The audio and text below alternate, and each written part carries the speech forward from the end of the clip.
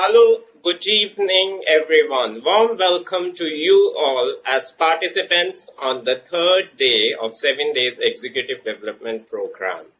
My sincere gratitude to ICAI President C.A. Nehar Jambusaria sir, ICAI Vice President C.A. Dr. Devashish Mitra sir, ICAI Acting Secretary C.A. Dr. Jay Kumar Batra sir. This initiative of Committee of Members in Industry and Business is under the leadership of Chairman of the Committee, C.A. Hansraj Juk sir, and Vice Chairman of the Committee, Current Council Member, C.A. Durgesh Kabra sir. With the vision of Juk sir and Kabra sir, this program has been a very successful one in the series which we started on April 21st. And on the same link, you can see all the sessions which had been held earlier in this series of program. I'm sure all the speakers who have come in, if you haven't watched earlier, to help you to learn some great things from their experiences, which will help all our young members to succeed significantly, to have great success in our careers. Today we are celebrating the World Environment Day. I'm sure all of you must be very excited to make a difference to the environment. In an ICAI, we had a program today morning to help all our members understand the environment and sustainability and make a difference.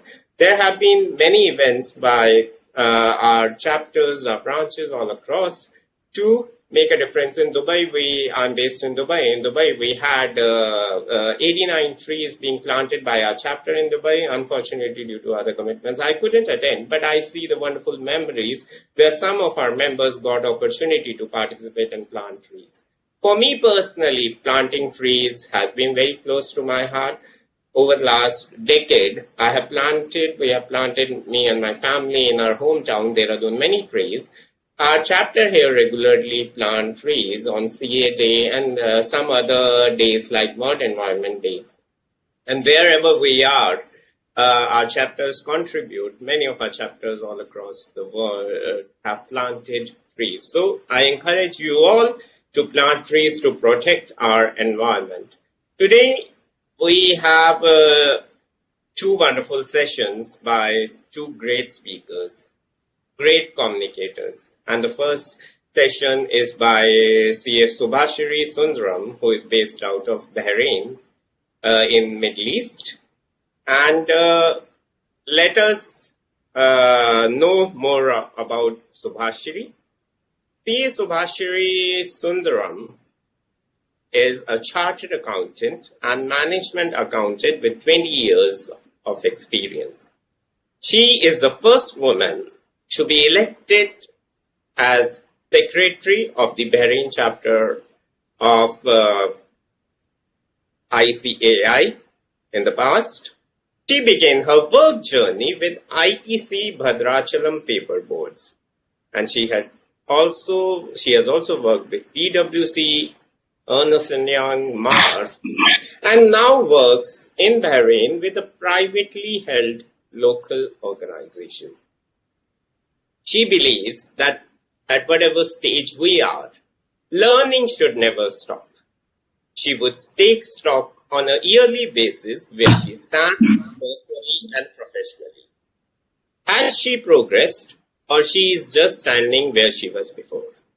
Few years ago, she preferred to spend more time with her son at every given opportunity. But she thought that she should also get back to studying, and that was the time when she did her IFRS diploma and also a postgraduate certificate course in international management with a reputed online UK university. And today, when she works with a privately held organization, she is contented with her work-life balance. But she also stresses that sometimes the imbalance is exciting too. She enjoys going to work every day where the people and the environment are simply great, and that supports her personal life too. She is a Toastmaster, an avid reader, and enjoys painting at her spare time. So Subhashiri is a very good friend over past many years, married to Meenakshi Sundaram, who is also a chartered accountant, a past chairperson of Bahrain chapter, and a distinguished Toastmaster. So, a few years back when she was secretary, I had worked very closely with her, so that allowed me to know her more. I know she is a great Toastmaster, participates in great contests like Meenakshi, has been winner many times, a great communicator who will be telling us about how active listening makes a difference in our life. So Subhashiri, we are very thankful to you here. Meenakshi, some of our participants who are here today have already seen Meenakshi was our speaker in the first batch which we did. And so I think this is the first time happening. A couple chartered accountant is coming in the same series of a program, not on the same day. So thank you for accepting our invite and looking forward to your session. I request all participants to please give a big virtual round of applause for Subhashiri. And Subhashiri, the screen is yours. Thank you.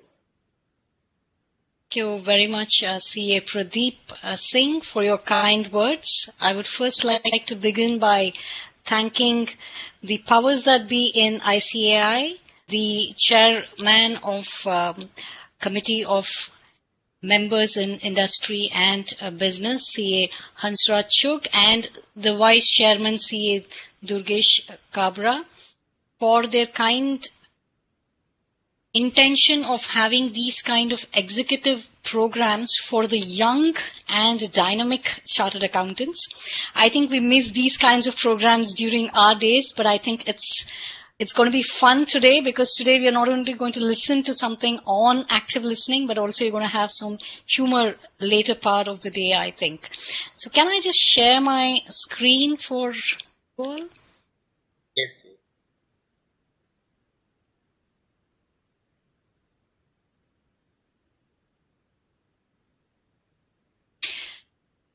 Okay, today the topic that I'm going to discuss is active listening. You may wonder, why is it called the silent champion in communication? Let me first take you through what we are going to cover today.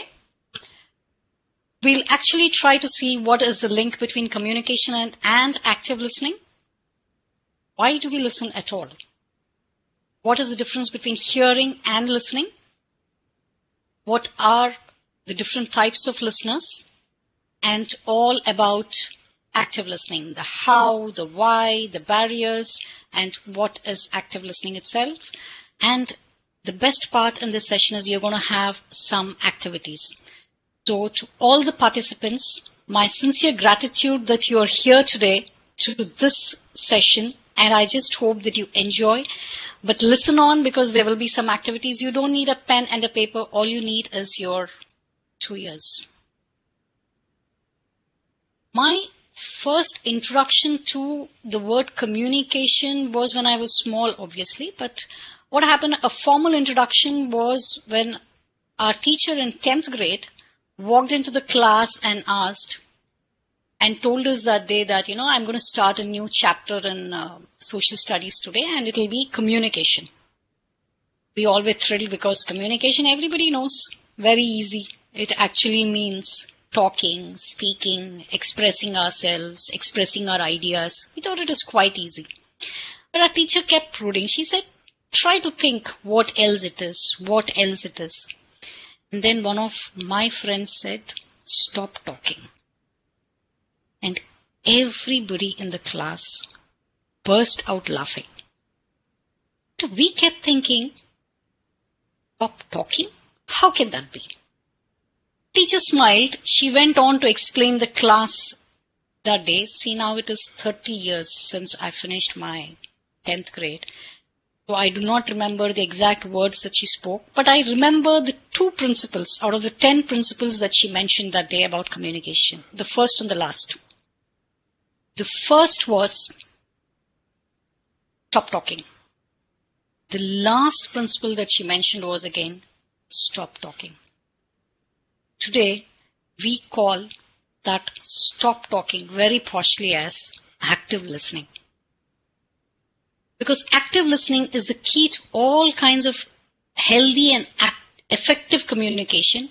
However, you may note that it does not come to us very easily. Now let's check, are you an active listener? See, what I would suggest is whenever you see this leaf and it has an active area, it means I will be asking you questions and you will have to give me answers. Please type in the chat box. There will be a lot of questions, so please be an active listener and enjoy this session. I will be giving you a set of instructions. All you have to do is simply follow it. So we are good to go, right? Instruction number 1. Listen to all instructions carefully. Instruction number 2. Close your eyes. Instruction number 3. Put your hands on the table.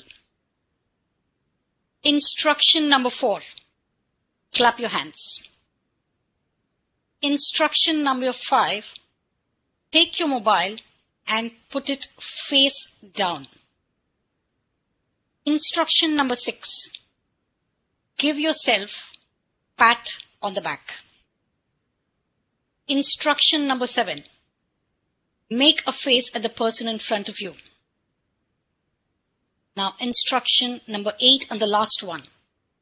Now do only instruction number 5. Can anybody put it in the chat box? What was my instruction number 5? Yeah, if you have been...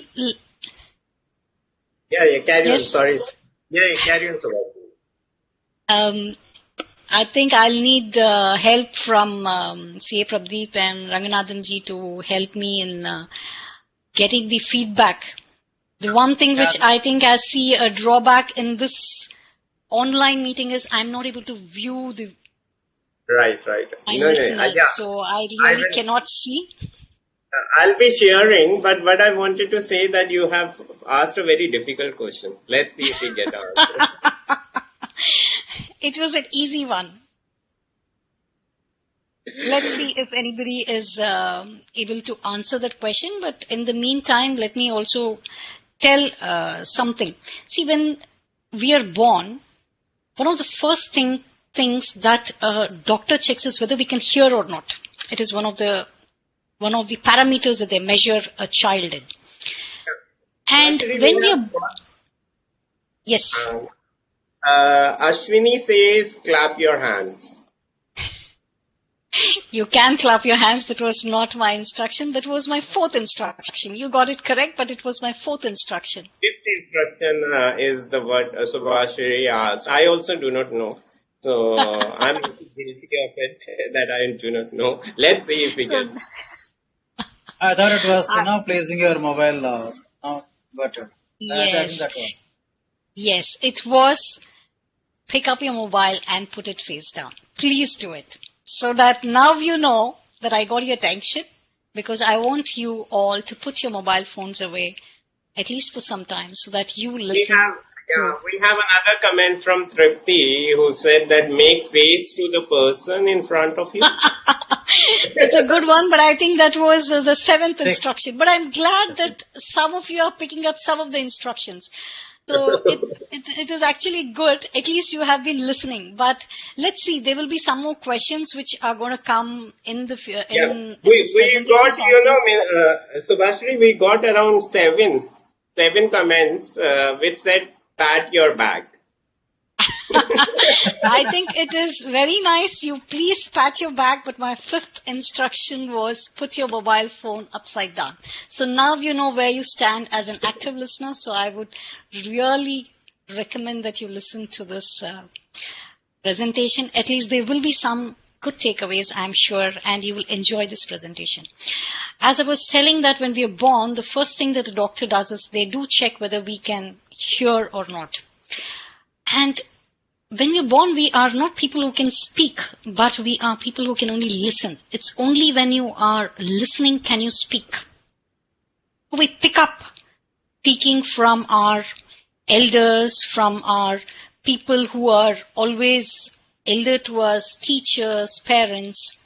So what happens is at that point of time, We always believe that speaking is at a higher level than listening, because you always follow instructions from people who are talking, right? Just like right now I gave the instructions and you were listening. So you always believe that speaking is at a higher level. But listening also plays an important role. And as we were growing up, we did play some games where you all had taken part in active listening. Can you just think of some games where you all would have taken part in some kind of active listening? I'll give you an example. Telephone. What we famously call, well, I don't want to sound a racist, but it's called Chinese whispers in some part of the world. So any other games that we play which you think, because this kind of activities have actually led us to be active listeners. But over a period of time, what happens is we tend to forget. Please, I would want somebody to put it in the chat. What are the games that you played which would have given you a chance of being an active listener? I'm just giving you another example of word building, where you had to listen to words and you take the last letter of the word and then build. Maybe even, but you cannot repeat the word again, right? So you need to listen actively. And even games like Antakshari. Anybody is giving me answers? Any feedback Not that we have yet. got from? No, not yet. Please share the games. The names can be in Hindi, English, or maybe in any other language. Maybe Tamil, Telugu, any language, Punjabi. Simon So let says, I think this most of the kids would have played at some point of time. Simon says, so you have to listen to what Simon says. Any other game that is coming up? I will just go ahead with some of the games which I have listed. Something like 20 questions. Say somebody comes up with thinking of a particular personality, and then you ask 20 questions to come up to the personality. Yes, Subhashiri, we have some answers. Vinay says passing secret. Raj Yes. says he has played Chinese whisper. Yes. Prateek says musical chairs. Archana says memory game. Priyal says Simon says. Yeah, so Yes. these. I think these are more or less the games, maybe in different parts or different times we use different names, but more or less answers probably. You will have to give answers only as yes, probably, perhaps, but you can never use the word no, and you cannot repeat once you have told yes or perhaps, which means you have to be very careful on what you are telling and ensure that you don't tell no at all. Or the number games, for instance, if there are multiples of 5, you say 5, then you say 1, 2, 3, 4. It's a group game where when it comes to multiple of 5, you have to say maybe cha-cha or any other crutch word that the person who's conducting the game gives you. This games we have always played. But what happens when we grow up? The question is, why do we have to listen at all? Again, I would like here, this is an activity where you don't really have to put in your comments in the box, but I want you to just listen to your surrounding now. Let's take a few seconds, just 5 seconds, and just listen to your surroundings. If you're having the headphones, kindly remove the headphones for 5 seconds.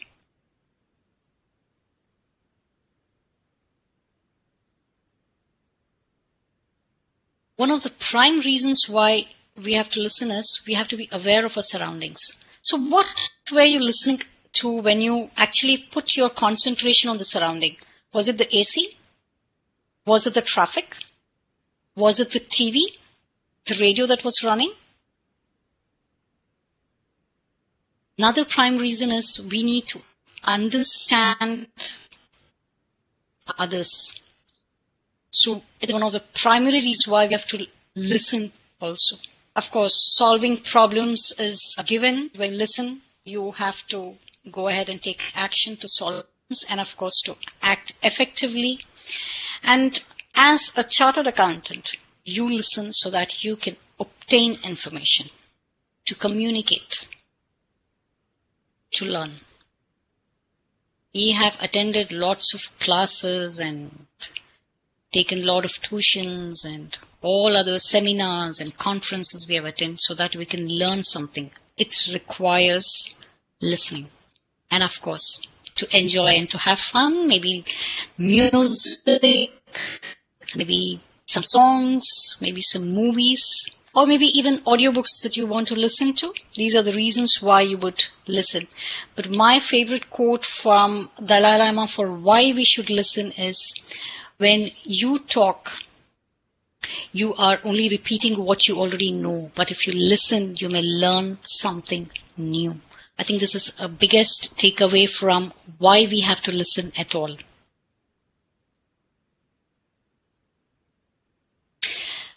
Usually, hearing and listening, these two words are confused. Many people think that hearing and listening is one and the same. But hearing and listening have two different connotations, because hearing has to be a effortless job. It is very passive. For instance, if you're just walking on the road, you just listen to the traffic, you listen to somebody call out, maybe you're listening to the hawkers shouting. These are perceiving. You just listen, and it has no impact on you. There is no involvement. It is only accidental or incidental. But whereas listening, it is a totally active process. You have to be involved completely so that you can communicate, and because active listening is part of communication. It is much a element of communication also. And there is a conscious effort, and it has to be purposeful, and most importantly, it has to be focused. Now, to bring out the difference between hearing and listening, I will play an audio for you. I want you to answer two questions. I want you to identify this woman speaker in the audio. Identify the woman speaker. The moment you identify, please put it in the chat. The next question is, what is fundamentally wrong in that answer? What is fundamentally wrong in the answer she gave?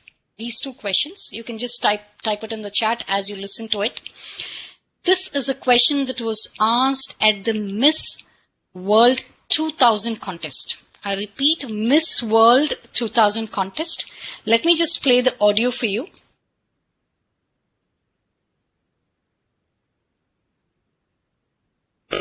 Pradeepji, please confirm me able to hear.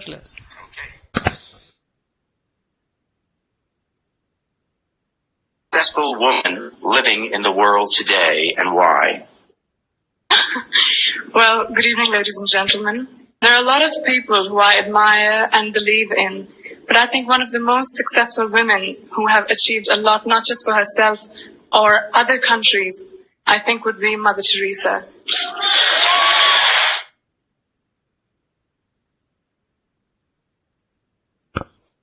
Okay. Yeah. So it was. I'm sure audio. Somebody has answered it.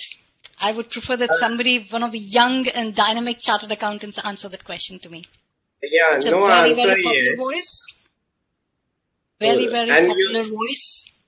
You had given a hint also that when that question was asked. Unless until somebody is Googling right now. Yeah, I think I know the answer, but I'll wait for the students to answer. Yeah, we got one answer from Suraj, who says Priyanka Chopra. So one Very answer much. we got. Yes, that's perfectly right. We'll not spend more time. Yes, it is Priyanka Chopra. I think her voice is slightly changed now, but I think her voice is very recognizable. So my question actually is, what was fundamentally wrong in her answer? There was something fundamentally wrong in her answer. I'll again repeat the question for you. Who do you think is the most successful woman living today, and why? Yeah. So that's the critical question. I hope we get an answer that what was fundamentally wrong. Because let me give you another hint. Priyanka Chopra was just hearing to the question. She did not listen to the question. And so did the whole audience, because they went berserk after that. And she also went ahead to win the Miss World pageant that year. It did not stop her from winning, but there was a fundamental flaw in her answer. No, I actually heard this program live, And I also appreciated her answer, and even today I appreciate her answer. I thought it's a brilliant answer. Perhaps I also did not listen. Perhaps I also did not hear the question properly. I am also missing something, it appears to me. Yeah, we got the answer from Suraj. I think Suraj is only active in this. Mother Teresa was dead.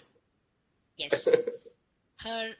The point was, Living though person. Priyanka Chopra said in the year 2000 that the question was, who do you think is the most successful woman living today? And she answered Mother Teresa. Mother Teresa passed away in September 1997. So I think her answer was fundamentally wrong, but she went on to win the pageant. See, all of us will not be that lucky. If you have to face any kind of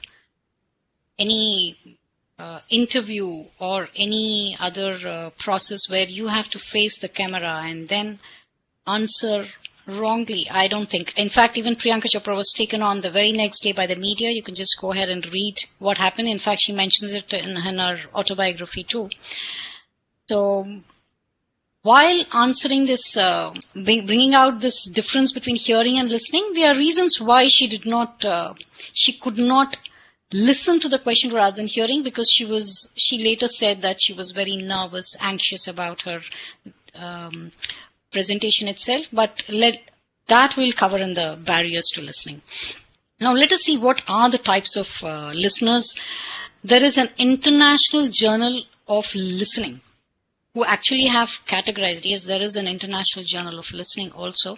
Way back in 1995, they classified the listeners, the 4 types of listeners, they classified them as people-oriented listeners, which means the listener actually concentrates more on the person rather than on the person's achievements or anything. For instance, if we are presenting, you're having an interview with a musical accolade or a very well-known musician, you concentrate on the person rather than on his musical accolades.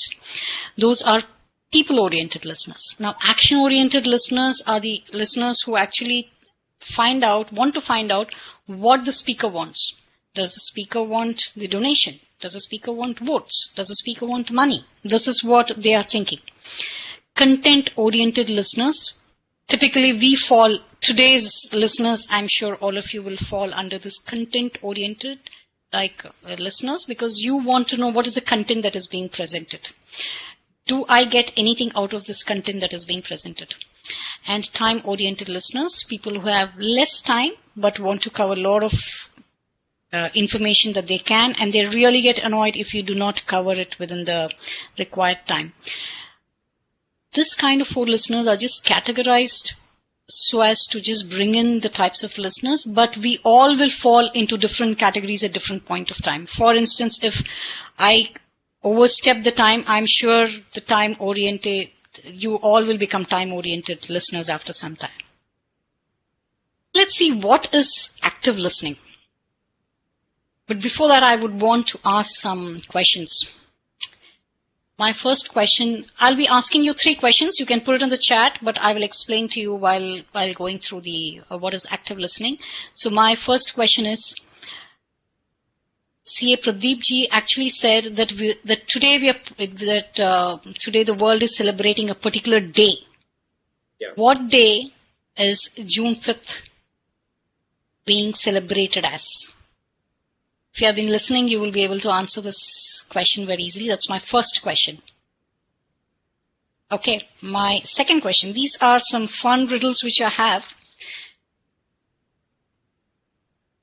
You are in a 1-story building with a pink roof, a yellow door, and as you walk in, you see purple walls and green floor. What is the color of the staircase? Okay. Now you can go ahead and put in the chat about these questions. I will start trying to address what is active listening in the meantime, but I think you should address these 2 questions quickly before I actually move on. Yeah. We have the answers that it's World Environment Day by Ashwini, Vinay and Prashant. Great. Yeah, and I also want to share with you, Subhashiri, that we got many answers about Mother Teresa later, and but and we got one answer, Angela Merkel also. I do not know why. And I would like to read one comment by Tika Ram. He says that it might be like though Mother Teresa was not alive, but her contribution was more valuable. Yes. That is what exactly the explanation which Priyanka Chopra gave later. She actually says she was living in my heart. So that is right. In fact, you see the judges also marked her more, and well, I'm sure that is not the only criteria based on which she was given the Miss World title. I mean, she fully deserves it. But I'm just trying to bring in that even people at that stage, she was just 17 at that point of time. Any answer for my the next question? For second question, we got an answer by Sony. He say, I'm not sure he or she, says that it is one story, only no staircase. Yes, very good. Very, very nice. Very nice. Because you have been listening to what I am trying to tell. Okay, then what actually is active listening? Now that you have got into the groove, I can ask you some more questions on the way if time permits. I just hope we do have time. It is the ability to focus on the speaker. See, what did I do is, all I did was I just put up this, I gave you a clue where I put up this green leaf and say activity area, and you automatically know that there is going to be a question. There is something in this slide which I will ask you. So some of you, even though I do not know how actively you're listening to this, but at least you know the moment it comes up, yes, there will be a question here. And you have to comprehend the information. For instance, Sonia, I think you did a very good job by understanding my very first word where I said it's a one-story building.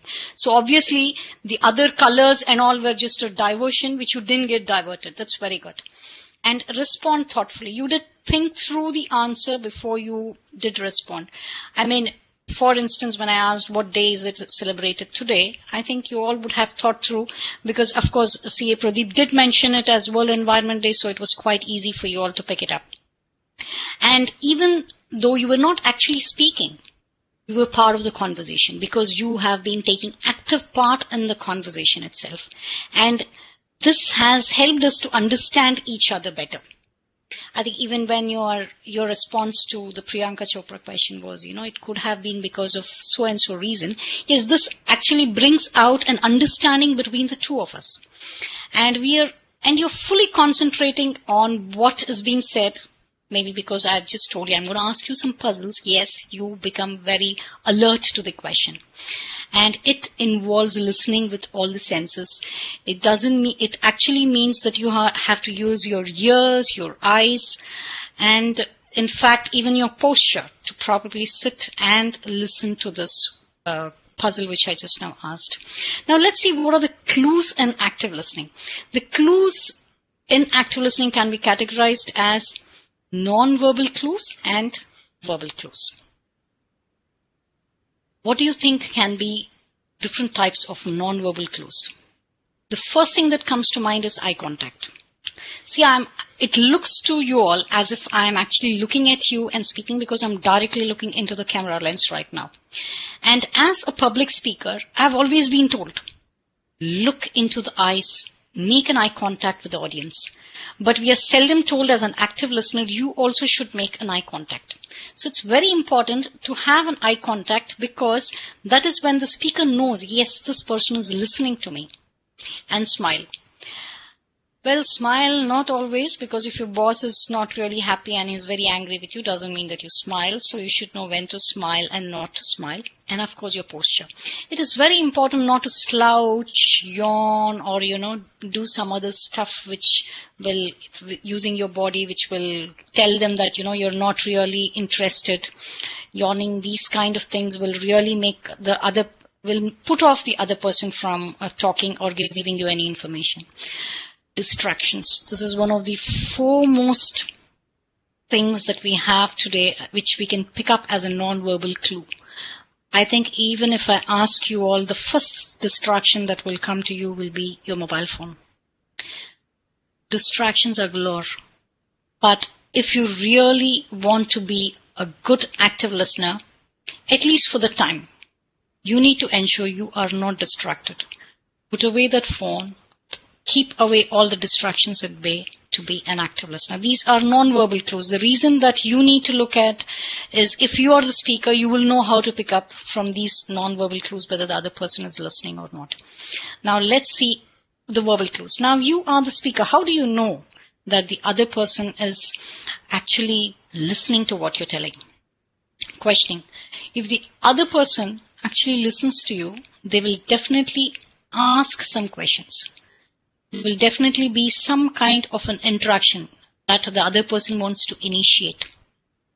Remembering how you think the other person will be able to come up with questions if they are not able to relate, remember, recall what you told in the same conversation. Maybe if it's a meeting of, say, a 45 minutes meeting, how if somebody wants to ask questions, they'll be able to relate what you told even in the very beginning of the meeting itself. And reflection. Are they really listening to you, or are they just simply bluffing? Because if there is a reflection, people will not. Sometimes some people keep on asking the same questions, which means they have not really heard, but they are just asking questions to show the interest. You will know from these clues whether they are listening or not. Clarifications. In case, instead of questioning, somebody wants to clarify a point that you have made, then it's also a clue for you, yes, the other person is listening. Positive reinforcement is an encouragement that you give to the other person to show them that, yes, you're being heard. Please go ahead. I understand what you're telling. And summarizing. Usually this is one of the most important clues, especially in a corporate world. And usually our meetings run for 45 minutes and maybe you're in back-to-back meetings, but it's always important that you summarize quickly what is the gist of the meeting, because it is human nature to forget whatever you have heard throughout. If it is an hour meeting, even now the 1 hour seminar, I would not expect you to remember everything because humanly it's not possible. It seems a study says that whatever we listen to, we remember only 30% of what we listen. So imagine summarizing in that point of time. If you write it down, make notes, always helps. Now let us go on to another important topic of barriers to active listening. Can anybody think of and tell me what could be the barriers? Anybody or do you want me to ask you a riddle? Maybe that'll put up. Yeah, I think riddle would be better. Let me ask you a riddle. Let's see what is the barrier to this question. As I left the Four Seasons Hotel the other day, 2 German tourists, 5 Japanese tourists, and 3 Swedish tourists were entering. How many people in total left the hotel? Okay. That is my first question. Let me ask the second question also. Your friend John's mother has 4 children. The first child is named April. The second child is named May. The third child is named June. What is the name of the 4th child?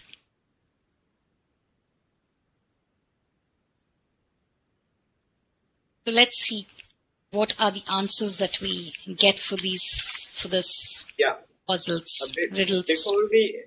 Before we get answers, Subhashiri, I want to tell you that we got many who had said Environment Day, so I cannot read out the names of all, so thank you to all who participated.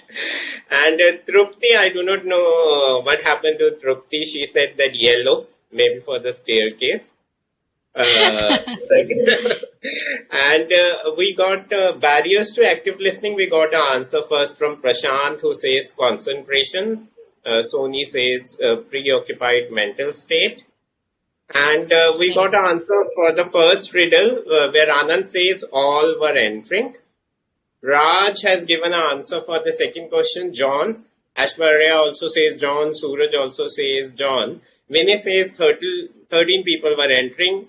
Urmi says John. Ashwani says John. Prashant says 0. Supreet says John. Tikaram says John. Vinay says John. Vijay Lakshmi says July for the second question. Tony says only one. You were only living fourth. You were only living, and for the second he says John. Yeah. So these are the answers. For the second one, most of you got right. Yes, because I said John's mother has 4 children. See, this is one of the ways of diverting the topic. I started telling April, May, June. So what happens is everybody starts thinking it's July. But you forget the first part of the question where I'm actually saying, the person is John's mother has. And my first question was, I said, as I left the Four Seasons Hotel, 2 German tourists, 5 Japanese tourists, and 3 Swedish tourists entered the hotel. How many left the hotel? My question was, how many were leaving the hotel? So it was only me. So what typically happens is, again, there has been a diversion about the tourists, the numbers, and being accountants, that is what we do. Immediately we start counting. 5, 4, 5 plus 2 plus 3. This is what comes to our mind. So that is very natural. So let's see how these come into the forefront. The first thing as a barrier which I see is the urge to talk. Now, for instance, if today somebody comes and says, I have developed a cough. Trust me, most of us first will say, please start having warm water. Please start having ginger. This is something because we are very, very much into giving advice. We do not know whether the other person wants the advice or not, but we want to give. So there is an instant urge to talk and give advices, which we always want to do, which can act as a barrier because we are not listening, but we want to give advice. And the urge also to respond immediately without listening fully.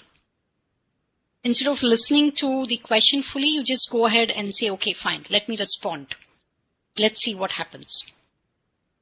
Mental chatter. This is one of the most important barrier. Now, for a second, I want you to sit back and think, are you actually listening to me or something else is going on in your mind, in your own mind this minute? What movie will I watch in the evening? Why am I sitting here on a Saturday evening at 6 o'clock and listening to this chatter? Or what will I eat for dinner? Which friends can I actually chat later? Because right now we all are in a lockdown. We cannot go out. So what do we do? When will this lockdown be lifted? Is this a chatter that is going on or you're actually paying attention? Because this is it's human nature. After some time, we all get into this mental chatter. Bias. This is another thing. For instance, the bias which I was talking about was, as an example, when I spoke about April, May, June, we all immediately move into that. There is a bias that, it has to be July when I ask the question. In my case, typically what happened was when I was a teenager, I read this autobiography of Madame Curie. And it was a sad story. We know that Pierre Curie and Madame Curie did they were the finders of radium, but eventually took their lives. And it was a very sad story. And after that, I made up my mind that I will never read any autobiography or biography. And because of this bias which I had, I missed out listening to stories, whether they were useful, they were good. I just missed out because it's a personal bias. When somebody used to start talking about their life, I'm like, I don't want to listen to it. So this kind of bias which we develop over a period of time will actually prevent us from listening actively. And the expectations. I do not know what expectations you people came for this particular active listening. If I meet your expectations, you would continue to listen. If you think that this is a fun seminar. But if you felt, there is no reason for listening to this particular seminar, you might not even listen to it. So there is expectation that you need to meet. And personal emotions. I think somebody mentioned that emotions just now, that yes, depending on your mood, if you're angry, if you're sad, or if something is bothering you, you're really irritated, frustrated, all these emotions do play a role, especially in this pandemic. There are so many messages that we get, so many things that you listen to. So these all act as, instead of listening actively, you actually are camouflaged by all those emotions and biases also while taking the information in. And relationship with the speaker. You would not speak the same way to your boss as you speak to your friend. Or you would not listen in the same way to your boss the way you listen to your friends or your parents or your mentor, somebody who's coaching you. So there is a huge difference when you have a good relation with the speaker. There is every chance that you listen actively. Physical distractions, like obviously if there is outside noise, this will act as a barrier to active listening. Last but not the least, which we human beings think that we are masters, multitasking. We think that we can do a lot of things at the same time, but I think for active listening, or for that matter, any kinds of concentrated work, multitasking acts as a huge barrier for a lot of things. You cannot actually listen when you are having, you cannot actually responding to somebody on WhatsApp. These are major barriers to active listening. Can anybody tell me why you should be an active listener at all?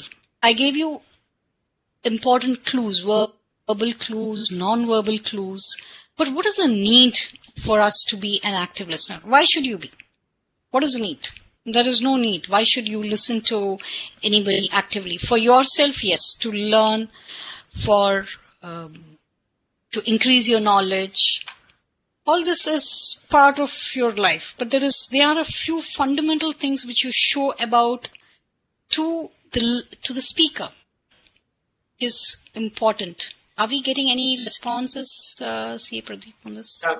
Subhashiri, we haven't got a response yet, but I would like to share that, for the first question, we got around, I think, 3 answers, right? Where Anand said somewhat all were entering, and Monisha later on said 1 person, and Sony also had said 1 person, right? And Prateek had made a comment that he found it to be too long and complex sentences. Sometimes, yes, I do accept it. I think it is. No, I think it is not a comment on you. I think it is the answer to your question. What are the barriers for a good active listening? I think for that he has given an answer. No, that came much. So. No, that came much earlier, Ranganathanji.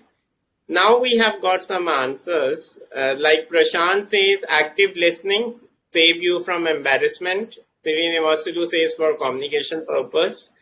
Tony says one more barrier in today's world, poor internet.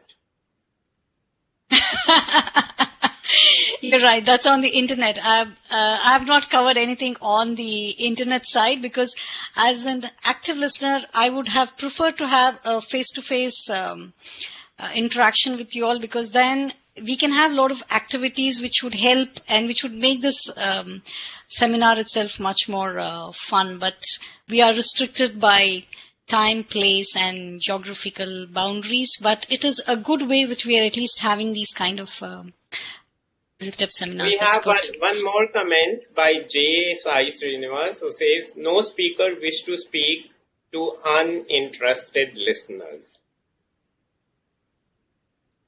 But usually what happens is, what I think is, generally people think that it is the speaker's responsibility. We immediately shift, thinking that it is the speaker's responsibility to make the presentation interesting. Yes, I do accept it.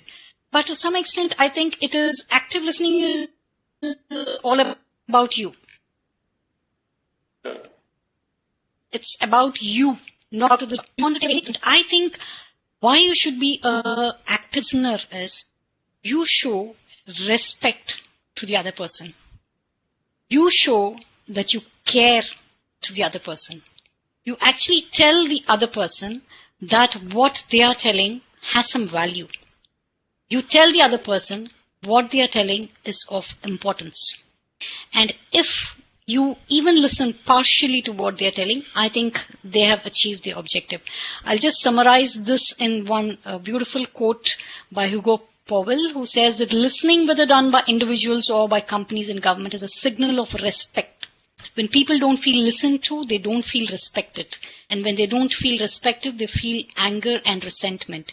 This resentment is multiplied and painful if people think you're pretending to listen, but you aren't. I think this summarizes the crux of why active listening is all about, because you not only have to listen to it, but you also have to ensure that, you show that kind of respect. Imagine we all at one point of time, if somebody is actually looking at the phone, we say, "Are you listening?"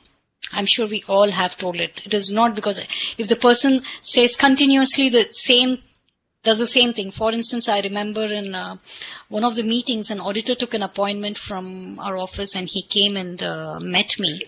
But all the while he was on the mobile phone. All the while he was looking at the mobile phone instead of talking. What do you think happened to the auditor? He never came back to our office. Trust me, he didn't.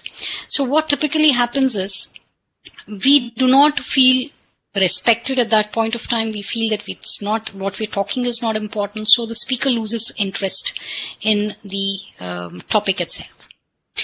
Now, let us see quickly how we can be an active listener. Prabdeep ji, we have 10 more minutes. Yes, Subhashiri. We have 10 more minutes. You can take 15 also. Yeah, because... Okay. I have 10 more minutes. We can wrap it up. How can you be an active listener? Let's see what makes you an active listener, how you can be a better active listener. Let me tell you, each one of us is a listener, and in many ways we are active listeners too. But somewhere down the line, we just lose interest. Because you are either distracted by all the barriers which I have told you, but if you have to be an active listener, these are some of the things that you have to keep in mind. The most important thing, as I told you, is to calm the mental chatter. Typically, say for instance, you are going into a meeting and your mood is not good. You have had a fight with maybe your mother, your father, or your girlfriend, or your spouse, and you have to go to a meeting. What do? You can't go with the same mental attitude to an interview or to a meeting. So first thing that you have to do is calm your mind. How would you do it? I'm sure different people do different things, but I would personally might take long deep breaths. I might even meditate for a few minutes. I might do some Qigong exercise, or I may just go for a walk. I may listen to some soothing music.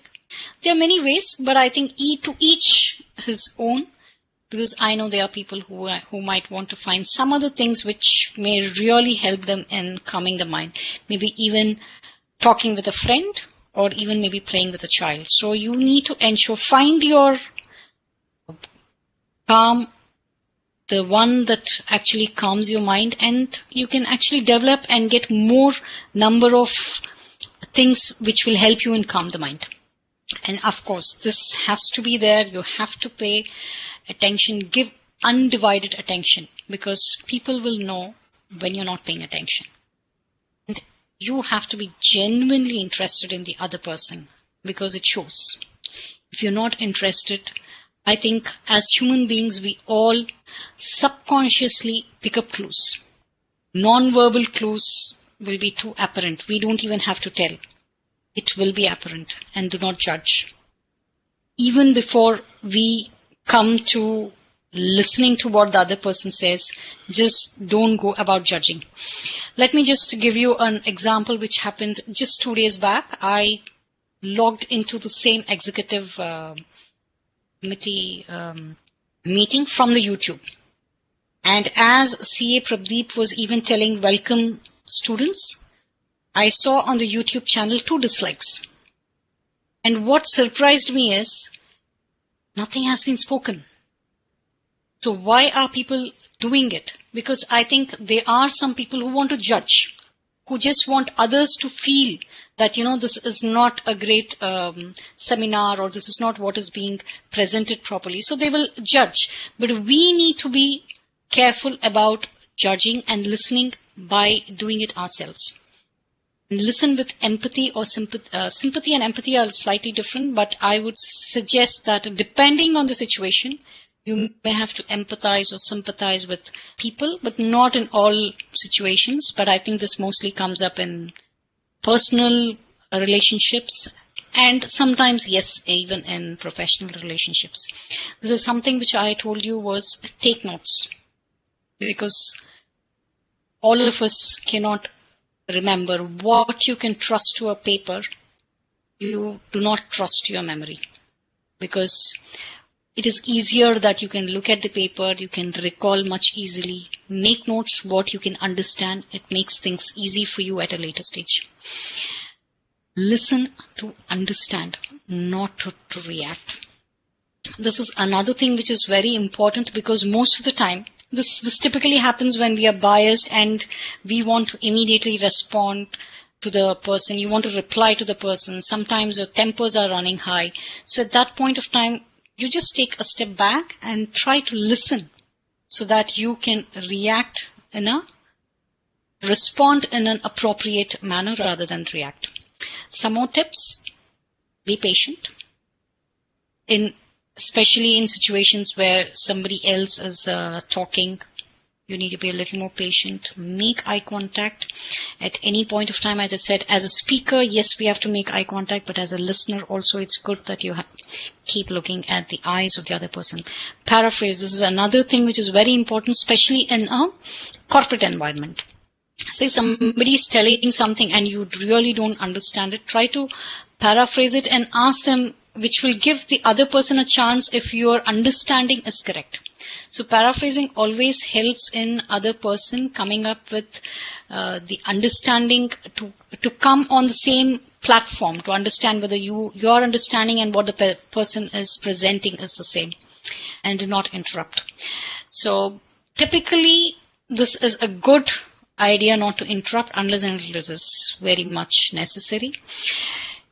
Always watch your non-verbal behavior. For instance, if you pick up the phone while you're talking, while somebody else is presenting, it obviously shows that you are not interested.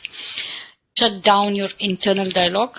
We must always remember that there is an internal talk. Even this minute, as I'm presenting and you're listening, I'm sure some of you have this internal talk that is going on. So you need to ensure that you, by paying attention, that you will be able to shut down your internal dialogue. Yes, show interest by asking questions. So that will actually help in the other person, the person in front of you who's presenting, to understand whether you have understood the topic or you were actually listening. And of course, don't change the subject abruptly, so that you have a chance of diverting and taking away, hijacking the total meeting itself. Let me quickly summarize. There will be some activity, so just hold on. Let me quickly summarize on what we did today. I told you how active listening is an important part of communication. I just want to stop here to tell you what is not active listening.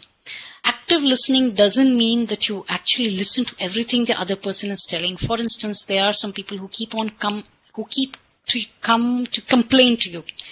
That does not solve your problem. So you have to make a choice, and you need to choose what you want and where you want to be an active listener. So you need to be careful here. And I think we just went through what communication and how active listening is a part. So the first step in communication is active listening.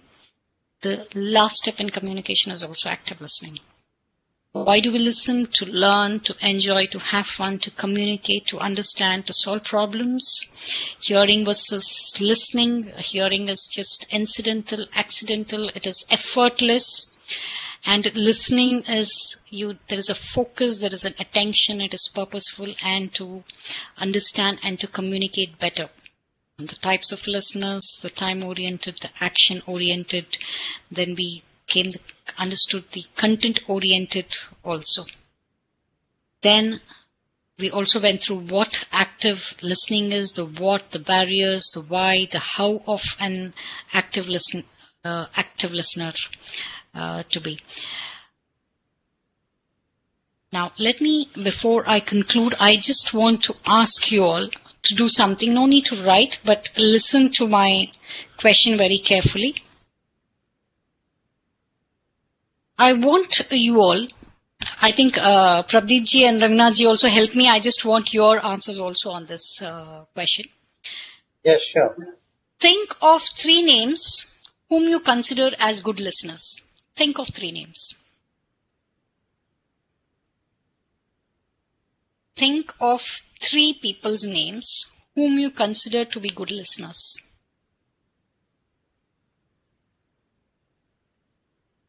Three people. Okay, now you categorize them into people you love, people you like, or people you admire, and people you respect.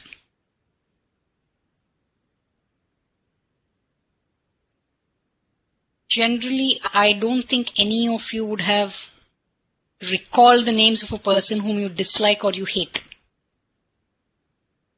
So you categorize the 3 names into people whom you like, whom you love, whom you respect.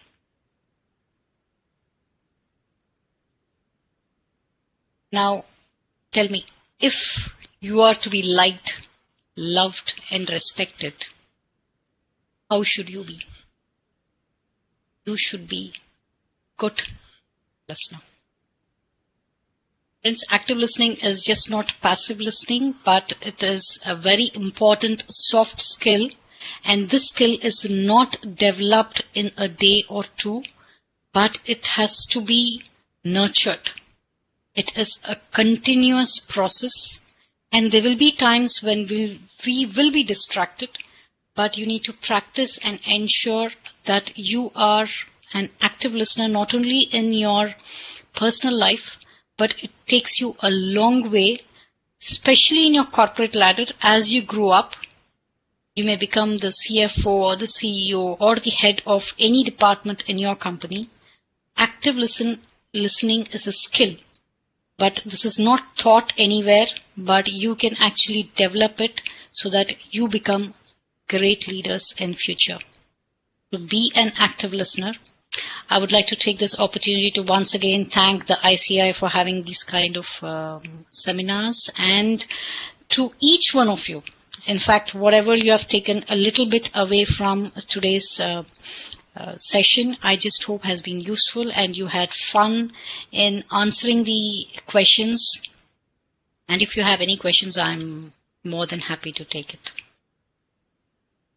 Yeah. Thank you so much, Subhashiri. We don't have any questions. Just Ashwini had your earlier comment mentioned for effective communication. I will request Ranganathan ji to please propose a vote of thanks, and also request Satyamurthy ji to be with us here. And Ranganathan ji. Yeah, sure. It's my pleasure to propose a hearty vote of thanks. But to your last question, that when you asked me, I would like to share an experience which we come across very, very frequently.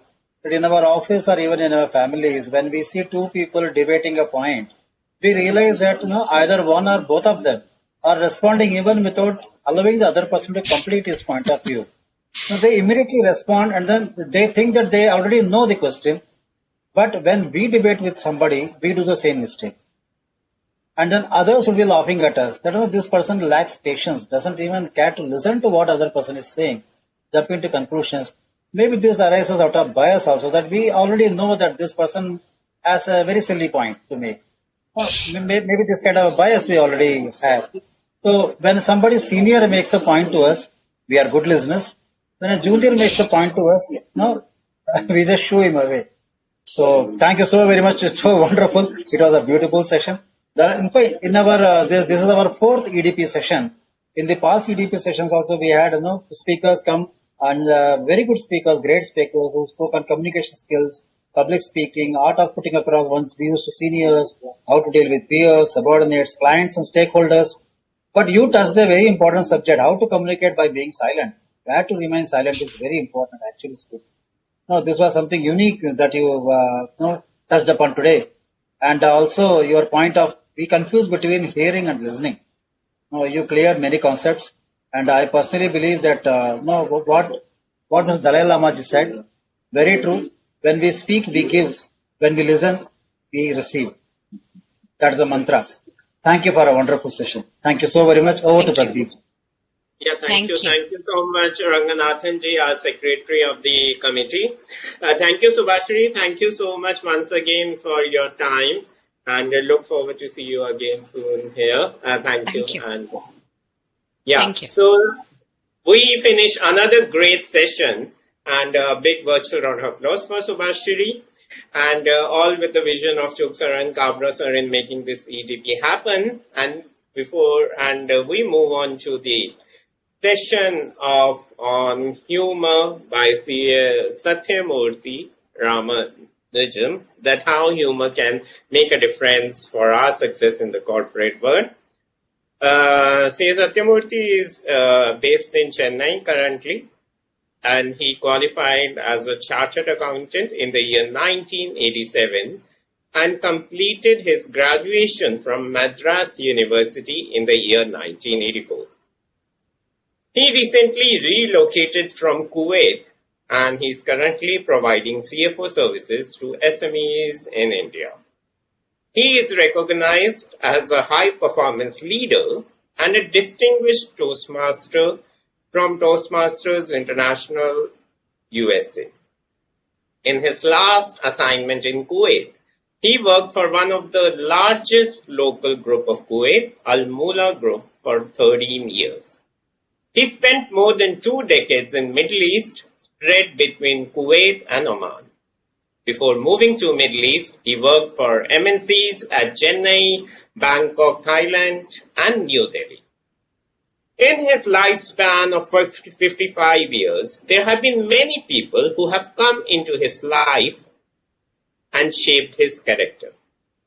He has always been a keen learner and endeavored the good things and avoid what makes him feel bad. He feels that every action and reaction has some learning attached to it. He also does a lot of introspection.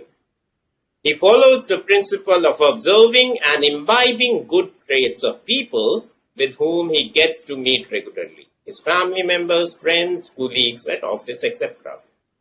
There are many people out there who have played a significant part in being what he is. His greatest accomplishments have been in the front of motivating people, instilling positive attitude, knowledge sharing, and creating team spirit. Satyamurthy, who is lovingly called as Sam, I'm not sure if his friends in Chennai call him, but in Kuwait, everyone, when I ask someone that whether you know Satyamurthy, they will say, no, we don't know Satyamurthy, we know Sam. So thank you so much, Satyamurthy ji, for being here. And I would like to tell the participants that over many years I have been seeing your contest speeches on how much humor you create. But right now, today, we are not talking about that humor, but we are talking about a humor that helps us to be successful in the corporate world, because sometimes we feel it's very risky in corporate world because other person should not feel bad. Yeah. And I remember one incident when I was doing my articleship in Chandigarh. There at that point of time, I used to talk very less. And at some point of time, within some seniors and articles, I used to say something which my colleagues used to like a lot. They used to say you talk less, but sometimes, you create some kind of a humor which is very impactful. So I'm sure today we'll have great learnings with you today, and thank you for accepting the invite. And you always charm us with your personality and your sweet, mesmerizing voice, and looking forward to your voice now. I request all the participants to please give a big virtual round of applause to C.S. Satyamurthy. Sir, screen is yours now. Thank you very much, Pradeep ji and Mr. Ranganathan.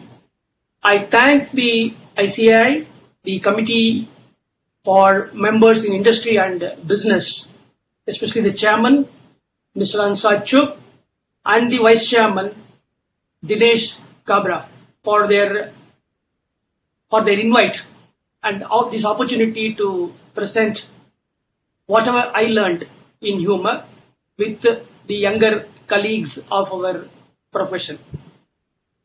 I'm not sure I will make them stand-up comedians at the end of this 1 hour, but definitely they will learn how to use humor for their betterment in their career, in their corporate success.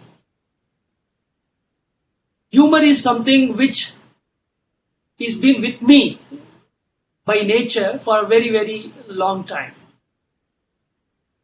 I recall when I was doing CA articleship training, one person who is today is one of a very successful entrepreneurs in training and development, self-development, Mr. Sridhar Sampath, who is a chartered accountant in UAE. He joined as a junior 2 years after I had joined the CA firm. And with all earnestness, he came to me and he said, give me some work. I want to do some work. So I looked around. There was a telephone directory. I gave it to the telephone directory and said total of the numbers. In CA, it's all about numbers. This is the place where you get all the numbers that is possible, total of this telephone directory. And even now, when I met him, he keeps saying, why did you do that?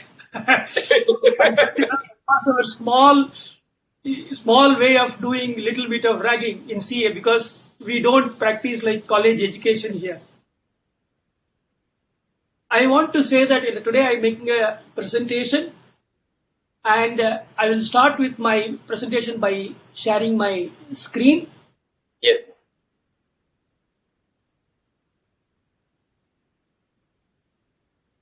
Yeah. Is my screen visible clearly? Yeah, right. Very good. See, I do not have fine. too many slides.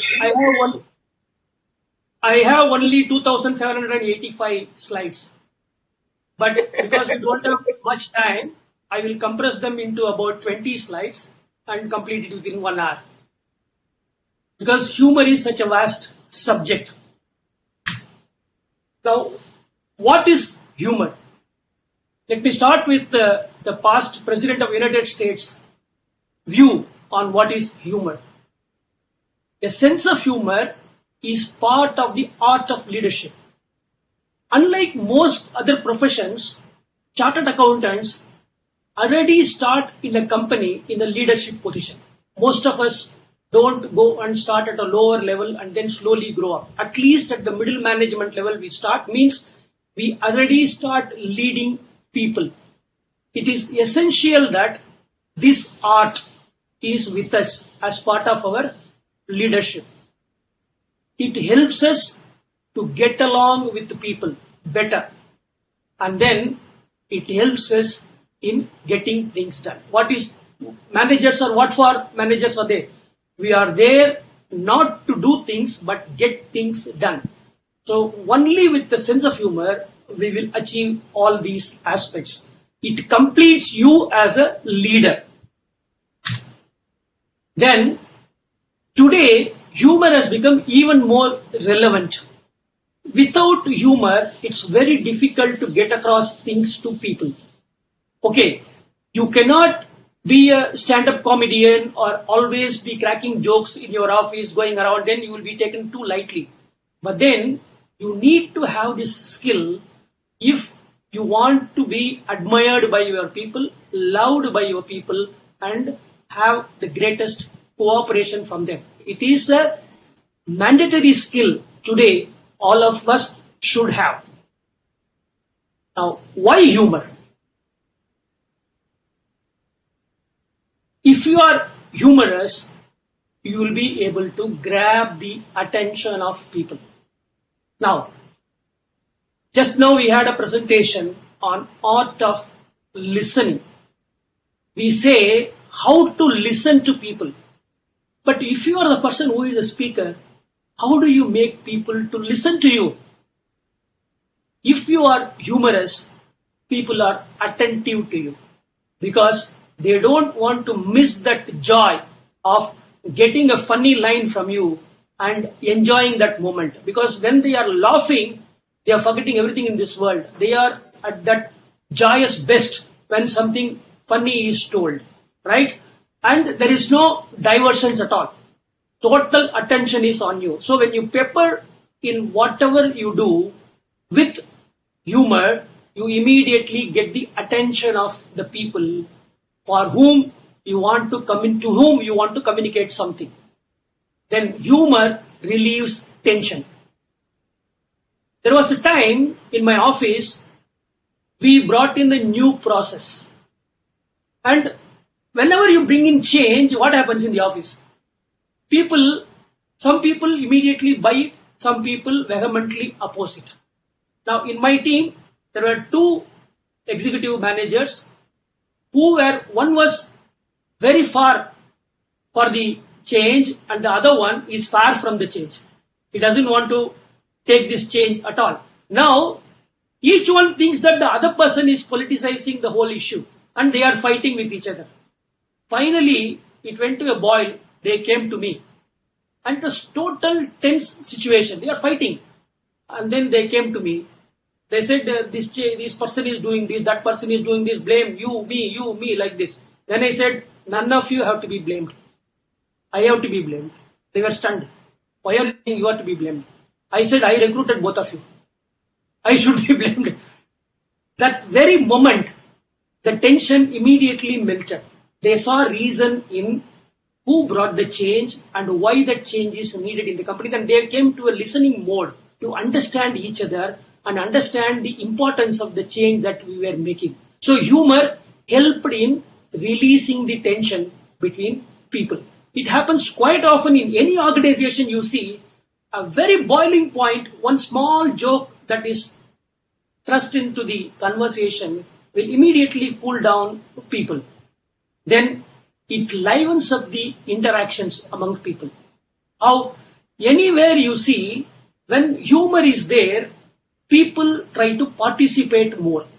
If humor is not there, if a dry presentation keeps going on, and you start to doze off, right? You don't want to see meandering number of presentations, one slide after another is going, somebody is reading out numbers, somebody is reading out facts, something is being told, then the interaction is no more interesting, you lose track. But if you add humor, what happens is that people are glued to what you are saying because they don't want to miss the next bit that comes out of you. And it is a surprise all the time. And it also involves other people to participate with you. Maybe one other person will also crack a joke. And then the camaraderie improves and we get a better interaction in the company. Then it keeps everyone interested because the focus of the people is maintained. Whenever they doze off and they go off track, like in active listening, we are saying now, when something is being told, Subhashiri told only 5 statements about somebody entering the house, what is the color of the wall, what is the color of the roof, all those things she asked and said how many staircases were there. Then people lost in the whole thing, they forgot that it was a one-story building, right? How it was lost? Because your thoughts drift off.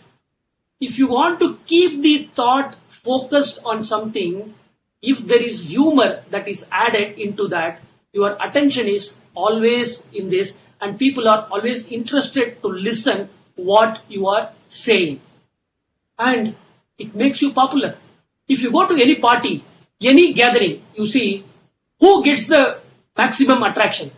You may have your closest friend of 30, 40 years, you are meeting after many, many years and you are talking to him and there is an announcement that is coming, there is a stand-up comedian is going to perform on the stage. Will you be talking to your friend or you will go and grab a chair and start to listen to the stand-up comedian? You will be listening to the stand-up comedian because that is what attracting you, because everybody wants to be in a happy state of mind. humor puts you in that happy state of mind. If you are the person who can crack this one-off jokes, then you get liked by people. So who doesn't want to be liked? Everyone wants to be liked and adored by other people, right? And then there is the statistics. 4 out of 5 doctors recommended it. You may ask, which research report I refer to for this? No, I spoke to 25 doctors. Out of that, 26 said, no, I don't recommend. 4 told me I recommend. So I removed all the 25 doctors who did not recommend and kept only the 5 to get me a positive response. So out of the 25, 4 doctors definitely told me laughter is the best medicine. But you cannot go to a pharmacy to get the laughter. It is you who create that laughter by being a loosened self and try to be funny by having crazy thoughts. Now, how humor helps in the corporate world? We know, yes, humor is good. Humor makes a lot of difference. But how humor helps in the corporate world? It, first of all, creates an enjoyable work environment. Now, all of us who work in a company at least spend 12 hours of our waking time in the office.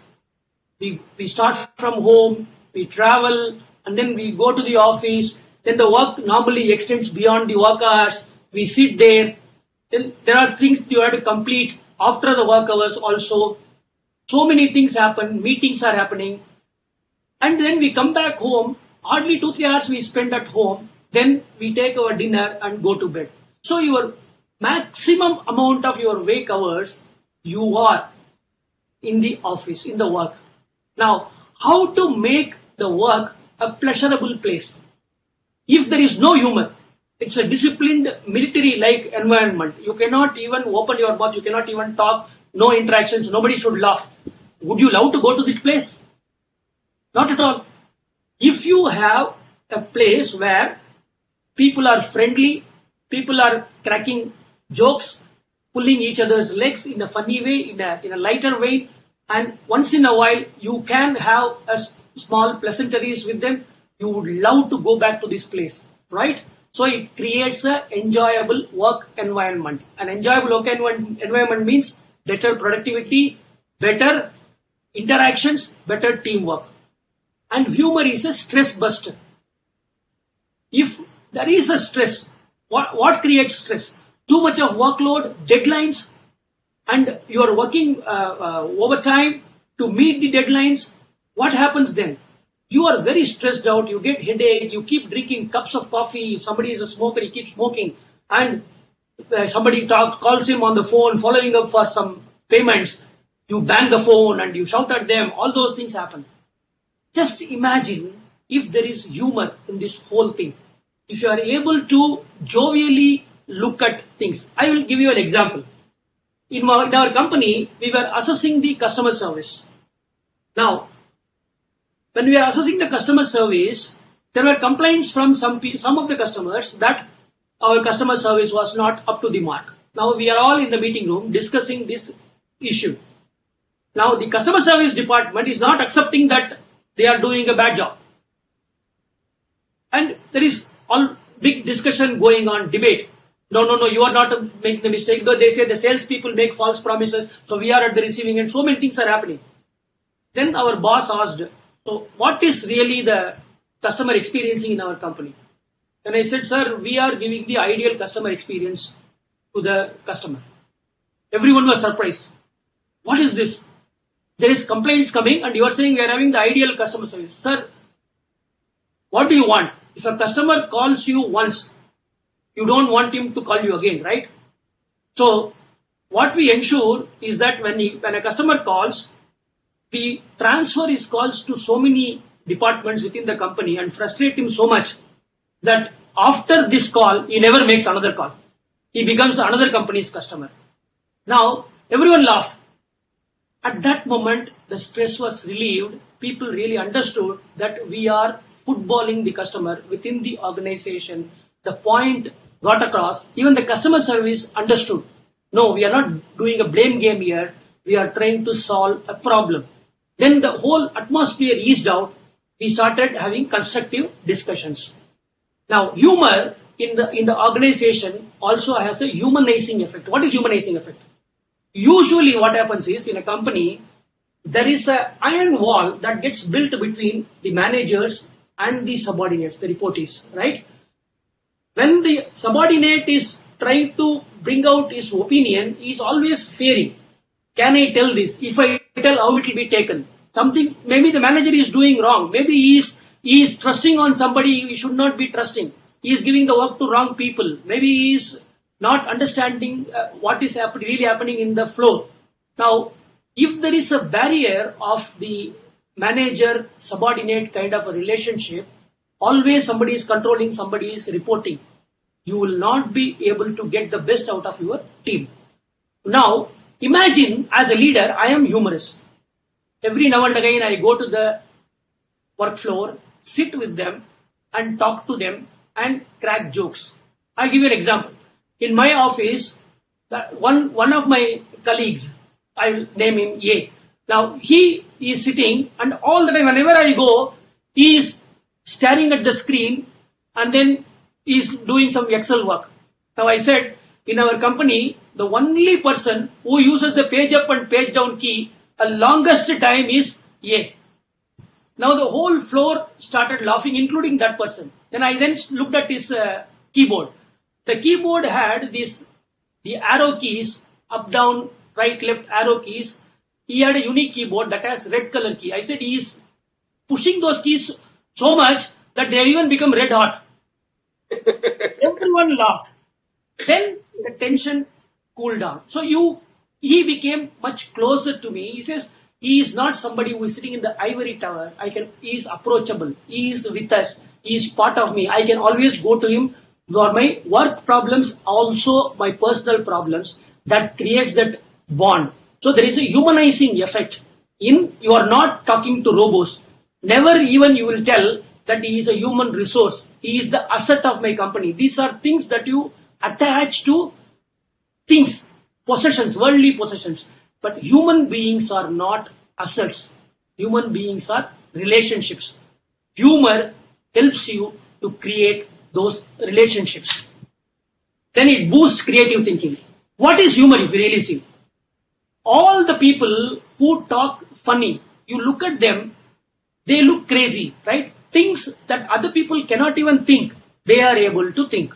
And they come out with unexpected twists to ordinary sentences, right? It requires that bit of creativity. Now, if you develop this humor skill, you are basically training your brain to think out of the box all the time, right? So I had a quotation like, a rose is a rose is a rose.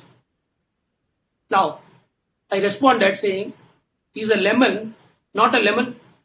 Is it only to rose that it is always a rose? Even a lemon is always a lemon. Even an onion is always an onion. Why only to the rose? Right? All that glitters is gold. Who says? My wife buys a lot of fake jewelry. It glitters a lot. They are not gold. But you can also buy gold these days without glitter. There's a temple jewelry that has come which never glitters, but it is still gold. So even non-glittering things can be gold. Then humor also removes the mask. This is a very important thing we should know. When can you be humorous? When you are transparent, when you talk from your heart, when you are ready to share your inner thoughts, you can be a humorous person. You don't make any fake identity about you, and there is no, like I said, there is no veil that is between you and the other person with whom you are relating to. So once the mask is removed, the relationship becomes stronger. Interdepartmental. Lot of egos are there, right? I am big, you are big, like that. How do you work for the corporate goal of the corporate progress? How can you work for that? Only when you don't have masks. You don't have that ego air around you. then only it will be possible. The other thing that is possible with humor is it will reduce the staff turnover. This I have experienced firsthand in every company that I have worked. Why? Because people who work in an enjoyable work environment, they do not go out of this company so easily because they feel that I am happy in this place. Why do I want to leave? So how do you provide a happy work environment? It is not always with the money. Many a times, people who worked for us have got offers in other companies where they could get little more salary, but they used to stick with us because they enjoyed work in our company because we provided a friendly, happy environment where work was fun. You can, as a leader, you can create a fun-filled workplace if you develop the humor skills. Then it removes the air. What is removing the air? It is a corollary to the one what I told you before. Once you don't have an ego, once you don't say that I am manager, you are subordinate, I am this department head, you are that department head, all those things if you remove, it adds the accessibility factor in your relationship. The moment as a manager, if you are accessible, people are voluntarily coming to you with suggestions because no improvement in the company can happen only by the managers. Most new innovations will come only from the people who do the work actually. Because you are only visualizing work, they are doing the work. How will they come and talk to you? If you create a barrier, if you are always, I cannot even talk to him freely, then nobody will come to talk to you. Nobody is going to come and give you the improvement suggestions. The moment you are funny, the moment you crack jokes, the moment they know that you are a friendly person, people are okay to come to you and talk to you freely and give out the issues that they are facing with the confidence that you will be able to look at it with a human face and solve it for them. Then you stand out from the crowd. Whoever makes a humorous communication doesn't mean that you write humor-filled emails with the funny punchlines. No. But when you talk as you are humorous, you stand out from the crowd because what is the ordinary average person in the corporate setup? Basically, they are staid. They maintain an aura about them. They don't mingle with people. They don't talk to people freely. But the moment you are a person who is easily accessible, then automatically people come to you and talk to you more, interact with you more, and you stand out from the crowd because you have your own following cutting across departments. I will tell you, when I just now left from my company in Kuwait and I was coming back, I received personal gifts from employees in different departments. Why? They felt that I am going to miss somebody who used to be receptive to me, who used to interact with me in a funny way, who always used to crack jokes on stress situations. So they felt that they are going to miss somebody who they can easily relate to. You should try to become one like that. And then increased enthusiasm. I have told you this. The enthusiasm is something which adds to the productivity because we are being bombarded with work. See, one of my early colleagues used to tell me, sir, work is never finishing. I said, if work is finishing, you are not going to be there in the job. Work will continue to flow. If the day work stops, we are not going to be there in this company. So never stress about the work. Look at the work. If you enjoy what you do, you are not going to work even for a day in your life. This was not told by me, by the ex-CEO of Citibank, Victor Meneses. He said that if you enjoy what you do, you will not work even for one day in your life. But how do you enjoy the work? Only when you are enthusiastically approaching that work, you will enjoy that work. How do you enthusiastically approach the work? Only when the environment is fun-filled. Okay. I spoke so much about humor. You should use humor. Okay, what is humor? Where is humor? humor, if somebody thinks that what is humor, your relatable frustrations are humor, basically. Painful things that happen to you, if you tell them playfully, that is humor. Now, what are your frustrations? I will give you an example.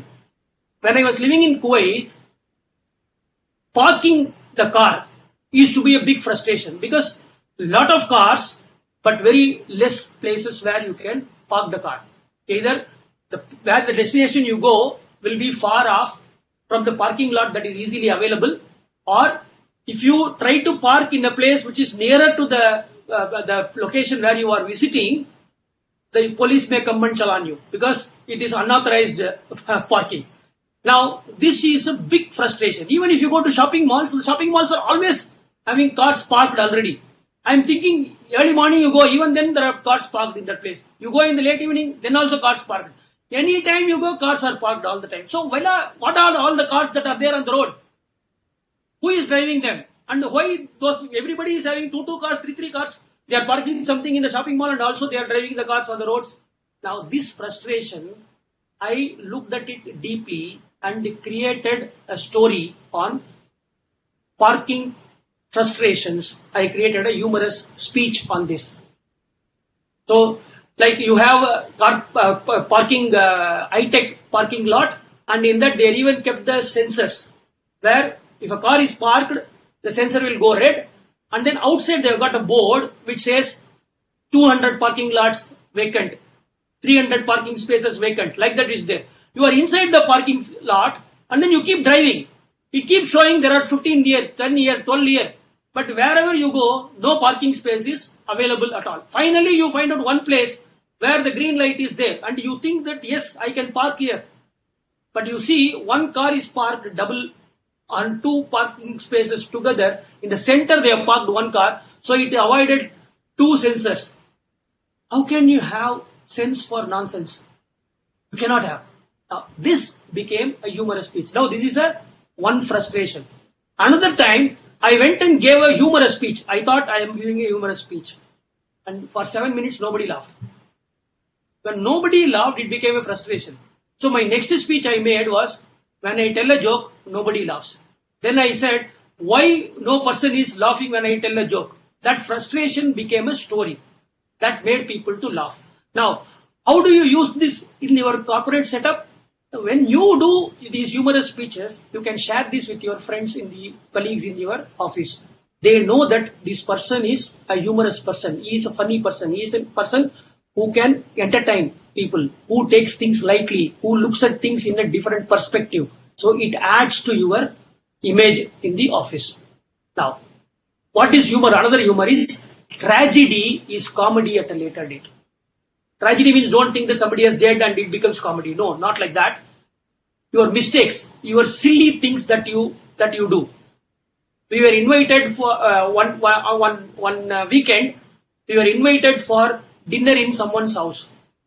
So the auntie called us and said, "This week there is dinner in our house. You come." I think she forgot to mention dinner. Come to eat in our house. So what happened? What is the time? She said 8:30. So we noted down 8:30. Friday we have to go to their house. Now I noted down that as 8:30 a.m. I never even thought nobody in the Gulf countries on a Friday at 8:30 a.m. will call you to eat in their house. I never even thought about it. I noted down 8:30. I put a reminder, and I am very particular. Two places I go punctually, not to the office, to the airport, and to when somebody invites me for dinner, I go punctually. Now, on this day, I woke up my wife at 5 o'clock in the early morning. I said, "You take 2 hours to dress up, so start now. You have to be there at 8:30 in their house." We all got ready, and I rushed the car, and we all beautifully dressed. 8:30 a.m. I went and rang the bell. There was some funny thing outside their house. There were no other slippers. If they invited only us, I was thinking. Then when I knocked the bell, nobody answers. Again I knocked the bell. Then the auntie comes out in her nightie. He says, "What for you come?" I said, "We came for taking food." He said, "I called you in the evening. Why did you come in the morning?" We had to come back. Now, this is an incident, personal story that has happened where I made a mistake. Now, this goes into a reserve with me.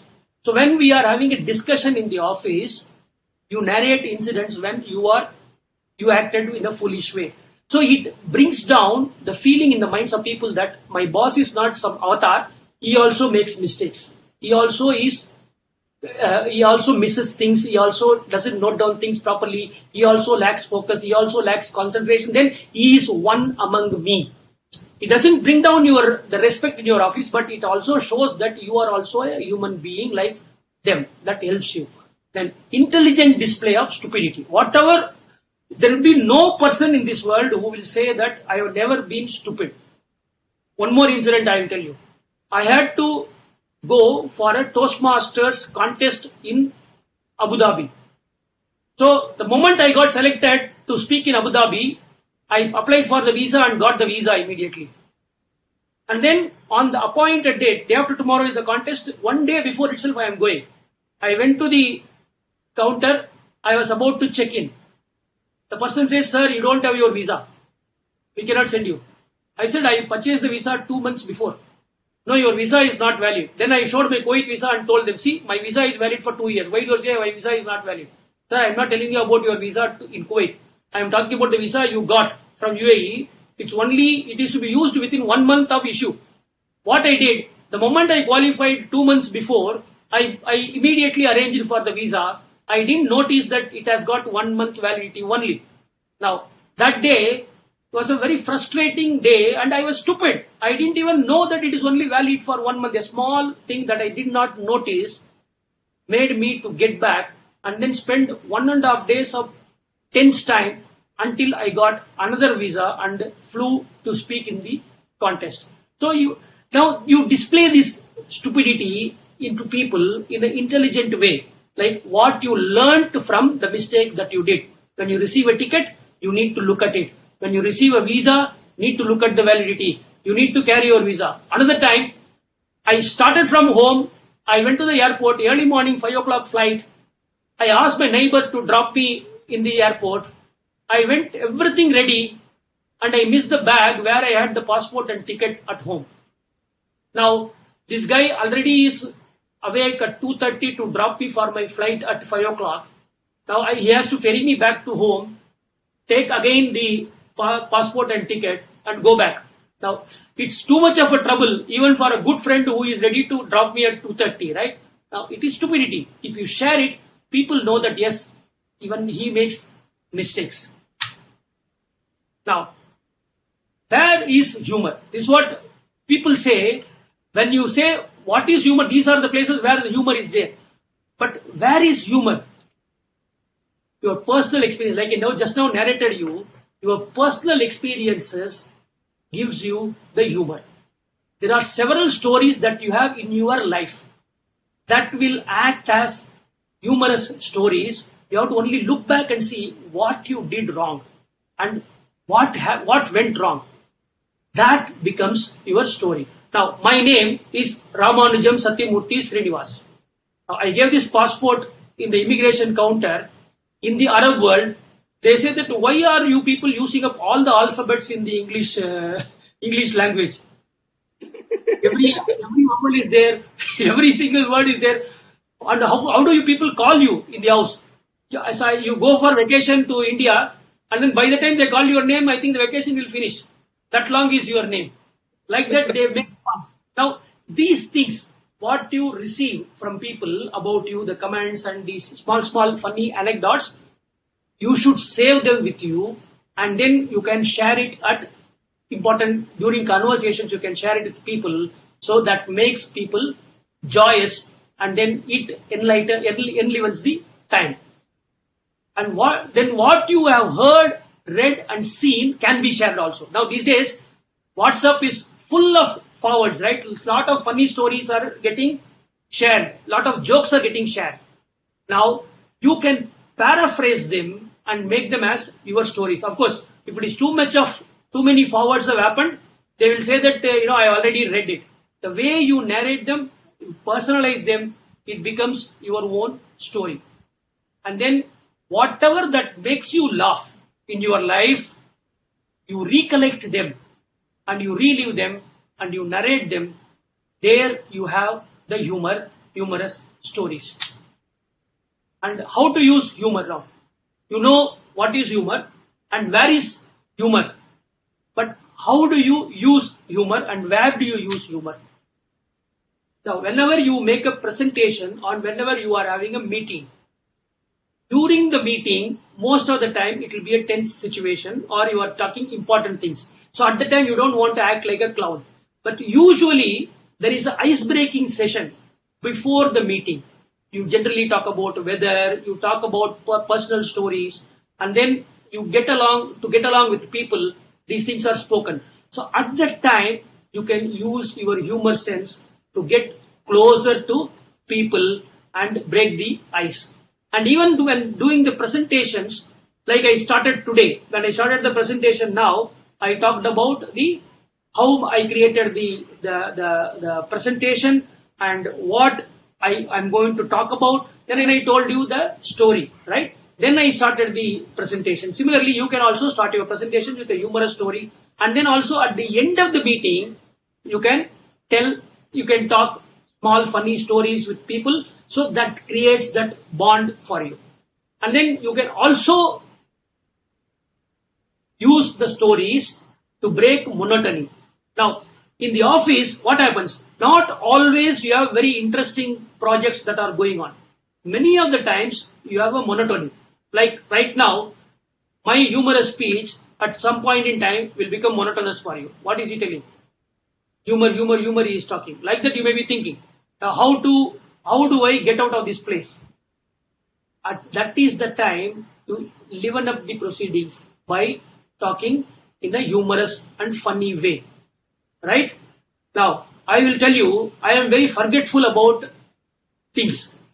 One time what happened, I went to a doctor to discuss about my forgetfulness. I went and told the doctor, I have this problem, I forget things. He said, pay the fees first. He was more interested that I don't forget his fee payment. Okay. And where you can use humor again, your break time and lunch times. That is the time when people are coming together. We are in one place. We are not at work. We are not going to think about work. We are going to share things and care for each other.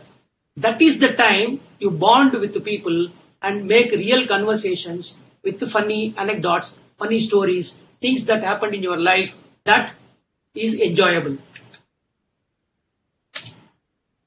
Training sessions. Now, training sessions provide a fertile ground for having humorous conversations. Sometimes the trainer gives you the workshop, they give you some activities to do. Now, those activities, now we are not talking about the webinars and all. Normally, when you have physical meetings and physical training sessions, you really have people around you. You are working in groups. So these groups, when they interact, is a fertile place to find mistakes in each other, funnily looking at them and pulling each other's legs and enjoy the humor there. And then you have, if you really develop your skills at telling stories, having narrating anecdotes, get-togethers, family days and parties, you will not know the value of these participation in these events, how your image builds up within the company, how you become closer to team members within your department and members in the other departments of the company. When you are there in a family day or party or a get-together, there when you display your sense of humor, you will get popular. Once you make people laugh, you will hardly find that there will be chances of fighting that comes into the company. Actually, I have experienced this. If you know humor, then always the ego clashes keep happening. The moment you become humorous, you crack jokes, you accept jokes cracked at you, and then you have a free conversation, immediately the next time a problem comes, you will see that the other department head calls you and talks to you in a friendly way, tries to resolve. He thinks that this person is not somebody who is trying to sabotage me. He is a nice gentleman. He's a funny guy. Let me resolve the issue with him. Okay. So always give good importance to get-togethers, family days, and parties, because CAs are generally laid back. If we have CA days days we have in Kuwait, we used to have one family day outing. Even there, the chartered accountants are busy sitting in the chair and looking at their phone. They don't go out easily to mingle. They don't come forward to mingle with people. Don't be laid back. Involve yourself. You are allowed to make mistakes and be stupid in these events, because that will also give you new experiences and new funny stories to tell later on. And informal communications. So informal communications is pre-meetings, post-meetings, while on travel, right? You travel with your colleagues. That is a time when the bonding happens a lot, because you may stay with your colleague in the same room, right? Then, or in the same hotel. Then you meet for lunch, you meet for dinner, you go for a stroll. When you talk to them and have funny conversations, it helps you to bond together better. Now, if you think you are not funny, what to do? Never ever think that you are not funny. None of us are born into this world laughing. All of us are born into this world crying. But we make people laugh. The moment a newborn child is there, what do you see in the parents' faces? What do you see in the grandparents' faces? What do you see in the relatives of the parents' faces? Smile. You put a smile on the faces of people the moment you are born, even though you cry. So, you are a funny person. You can make people laugh. Also, you can think that if you appreciate humor of other person, you have a humor sense. That is a very important thing you should develop. Somebody cracks a joke, and I have seen people sitting like this and say, okay, next, what happened? As if no humor story has been told to you at all. Some people do not even laugh. They are very involved with their work, very serious. If you are too serious, you will not be able to create a bonhomie among people. So even if you cannot crack a joke, at least develop the skills to appreciate jokes and enjoy the fun, and train yourself to become humorous. There is a lot of opportunities available to train yourself to be humorous. Like I used to be humorous normally, but then my humor skills got better after I joined Toastmasters, because I learned how to communicate my humor in a structured way to people. So I learned public speaking that develops leadership skills, and also it gives me projects to do to develop the humor skills. So there are about 5 projects I had to do to become a good humorous speaker. Now you get feedback from people. You can do those 5 projects multiple times. You participate in humorous speech contests. That way you develop your humorous speaking skills. So learn the craft. You can become humorous. What are the don'ts? Can you be always humorous? What are the things you should not do? There should not be any insensitivity. When you're cracking a joke, always be careful about who is around you, to whom you are communicating the joke, with whom you are trying to be humorous. You should not criticize or make fun of somebody's ethnicity, race, caste. All these things should be a no-no. Remember that humor is like salt in the food, right? It is a tool in your armory. It is not the weapon, because if you use it wrongly, the tool can create bad dents in relationships. So it is very important for us to ensure that we are very sensitive what is happening around us, whom we are speaking to. We don't crack jokes at gender. We don't crack jokes that will belittle other person. We don't crack jokes on religious lines or in caste lines, in race lines. All those things we should avoid. And we should ensure that there is no apathy. Because what is apathy? Put yourself in other person's shoes and see what you say, whether that will be received by the other person in the same spirit that you are telling. The moment you tell something that is inappropriate and that belittles the other person, maybe looking at their physique, maybe the way they dress, maybe the way they speak, you may try to make fun of that. You may poke at these people, but at that point they may be thinking very bad. You are making them feel very low, and you are bringing down their morale. So never crack a joke at people on their physique or other things, other features, because it may create a laughter, but it will create a permanent dent in the relationships. And then no laughter at the expense of others. You are always welcome to make self-deprecating jokes. That is on me. I am a useless person. I did this stupid thing. I forgot to see something. Very fine.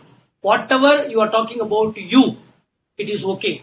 But the moment in a crowd, you pick up one person and keep cracking jokes on this person about the way he talks, his English, or the way he writes, or the way he performs some duties. All those things if you bring in, and then sometimes people confide in you some stupidity that they have done, and then you might be privy to those stories. It is very easy for us at a weak moment use those stories to create laughter, but then you are permanently losing the trust of the person who is confiding these weaknesses to you. So you should totally avoid cracking jokes at the expense of others. Sorry. Okay. And never overuse humor. Like I said, it should be used like salt in the food. And your professional status should not be compromised. You are not trying to be a stand-up comedian. You are trying to be a easy to approach, easy-going, fun-loving leader. That's all you are trying to make. You are not trying to be the stand-up comedian, showbiz man in the office, because you are still a chartered accountant certified by a professional institution. So that professional status is very important. Insensitive use of humor also is wrong.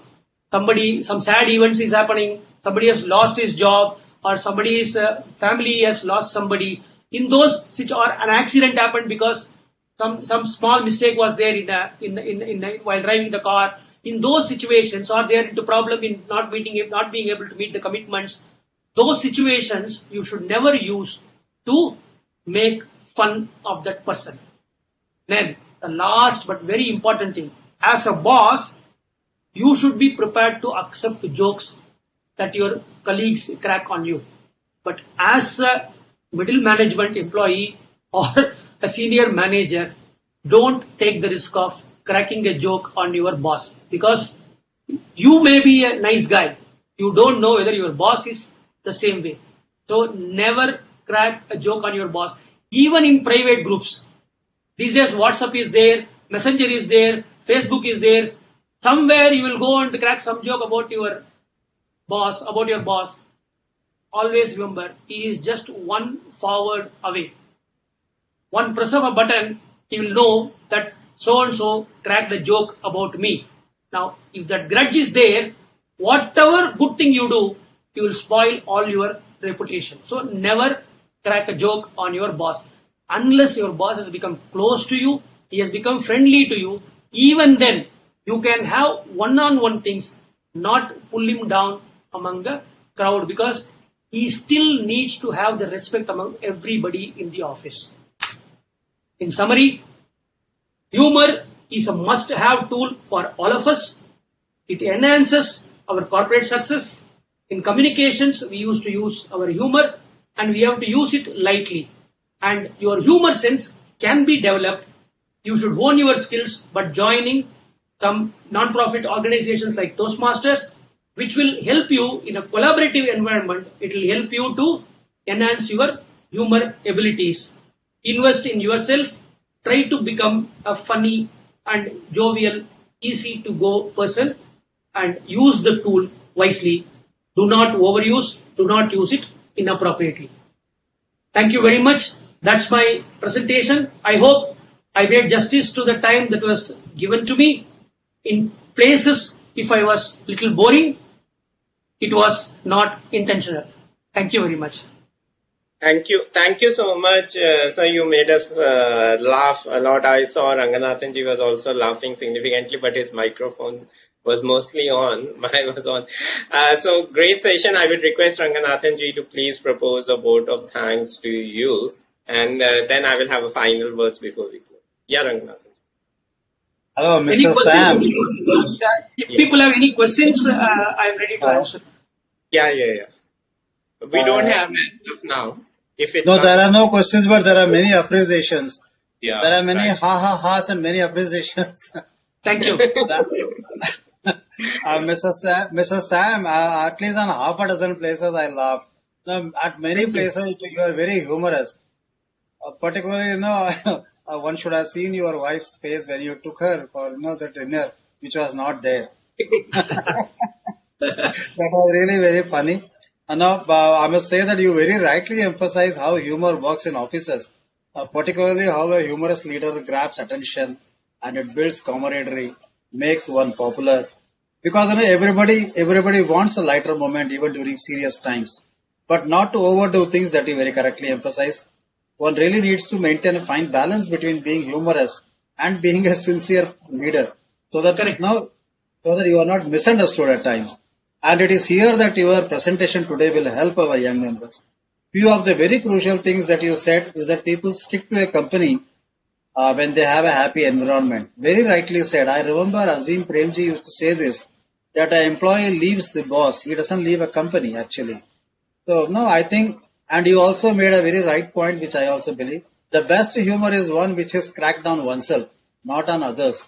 So thank you for a very wonderful, I won't say wonderful session, a humorous session. Thank you so very much. Grateful to you for a lively session. Thank you very much. Thanks again to the committee members, the chairman and the vice chairman, Sri Ansra Chug and Mr. Dinesh Kabra. Durgesh Kabra. Yeah. I think I told his name. See, this one more stupidity, I can use it in my next presentation. This is also humor. Also humor.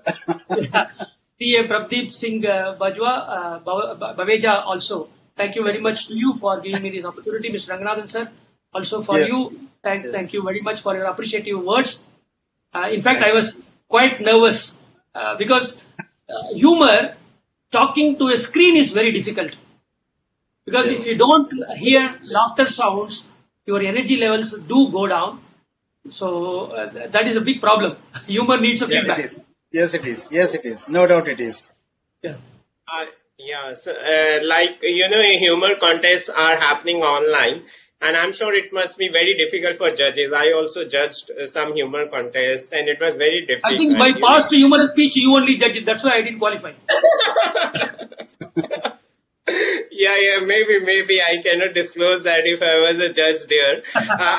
Your last slide, had a great picture of you laughing. And thank you so much for a wonderful talk. I'm sure when the participants will go back and listen to you again, they will again go and laugh. So because Ranganathanji has said that, he laughs at least dozen times, if I'm not wrong. That's what he said. So simply awesome, sir. Ranganathanji has already told you that there were so many ha-has and appreciation comments, but I would like to make a special mention for Siri Nivasulu, because he had so many points which you shared, he has put in the chat. So I think he made notes of it. And thank you, Srinivasalu, for taking so much of pain. Thank you to all others who have given a wonderful comments for both the sessions today. And thank you so much. Tomorrow, it's all because of Chug sir and Kabra sir that we are meeting every day and making a difference in the lives. And there are so many more days to go before the June month ends. I would like to request all our participants that tomorrow is Sunday, but do not consider it to be a holiday. Tomorrow is again a learning day.